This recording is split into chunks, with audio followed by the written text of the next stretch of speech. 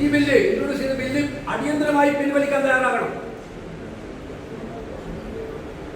ഇത് സന്നദ്ധ സേവനം നടത്തുന്ന ഒരുപാട് സംഘടനകളെ, നിഷ്പക്ഷമായും നീതിപൂർവമായും ആത്മാർത്ഥമായും പ്രവർത്തനം നടത്തുന്ന സംഘടനകളെ ലക്ഷ്യം വെച്ചുകൊണ്ടുള്ള ടാർഗറ്റിനുള്ള ബില്ലാണ്.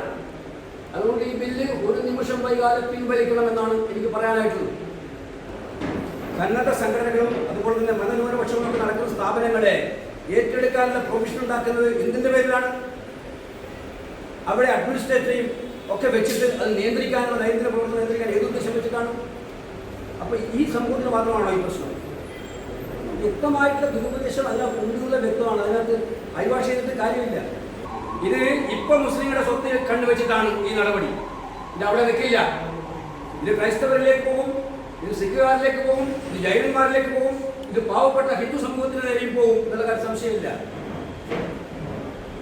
അതുകൊണ്ട് ഈ ബില്ല് ഇൻട്രൊഡ്യൂസ് ചെയ്ത ബില്ല് അടിയന്തരമായി പിൻവലിക്കാൻ തയ്യാറാകണം.